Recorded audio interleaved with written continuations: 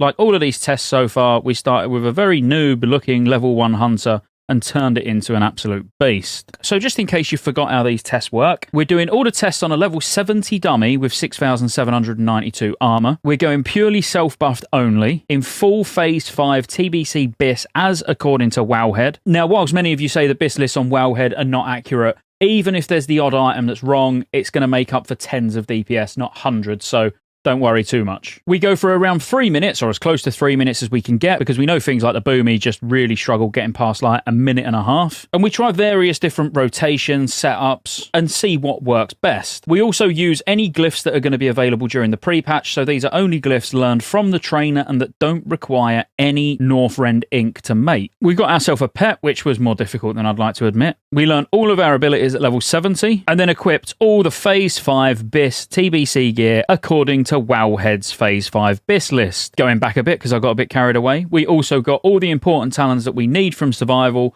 lock and load being the most important, and working our way all the way down the tree until we get explosive shot, but making sure that we get everything that gives us any DPS gain at all, such as sniper training, master tactician, thrill of the hunt so we can get down to hunting party, increasing our agility, and also getting that replenishment up, which is going to be nice. We used a wolf because it's probably going to be the most common DPS pet you see a hunter use, and then just worked our way down to get Rabid, which if you don't know what Rabid does, it's a 45-second cooldown and it sends your pet into a killing frenzy, and successful attacks have a chance to increase attack power by 5%, and it stacks up to 5 times. And now, glyph-wise, there weren't really that many decent ones to choose from. I don't claim to be any professional hunter, but what we ended up using was Glyph of the Hawk, which increases the haste bonus of improved aspect of the Hawk by 6%, and Glyph of Hunter's Mark, which just increases the attack power bonus of Hunter's Mark by 20%. All the important ones I could see either come from book or Glyph Mastery, or just need Northrend mats to be able to craft. You could use Glyph of Immolation Trap, and I did play about with that, but I settled on Hawk and Hunter's Mark. I tried various kinds of rotations, and I must admit, mana was more of an issue than I even expected. Having to go into Aspect of the Viper just feels wrong, but using Black Arrow on cooldown, steady shotting as a filler, keeping Serpent Sting up,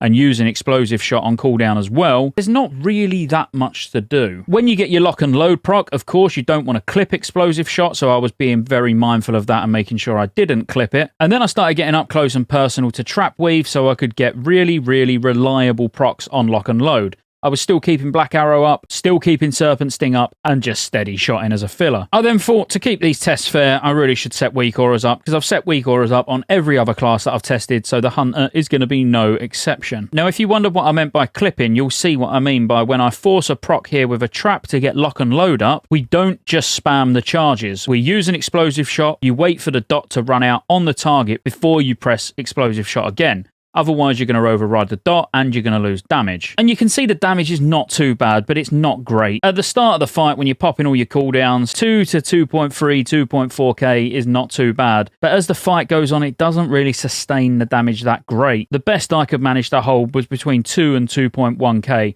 over the course of a 3-minute fight. And again, Hunters could be one of those that's just going to scale really well with raid buffs, but actually just alone on the dummy, not that great. I'll be honest, even the difference between getting up close and using a trap to force lock and load, or just staying at ranged and playing normally and just waiting for Black Arrow to proc lock and load, didn't really make that much difference. And once again, whilst I don't claim to be a professional hunter, I'm sure people will be able to trap weave more efficiently or melee weave, getting an attack on your way back out. But just for these basic testing purposes, it seemed very underwhelming, if I'm honest. The only thing I will say is when you are going in melee and forcing the lock and load proc and then staying just outside of melee range so you can just more or less step in and step out, it does feel better. I feel like there's more going on. Having your UI set up in an ideal way so you can see the internal cooldown on the lock and load proc, for example, will make life a lot easier as well, because there were certain circumstances I was probably popping trap too early. All I would say is there's nothing to write home about, and this is, as I say, playing the class probably at its very basic state, like I've been doing with all the classes, so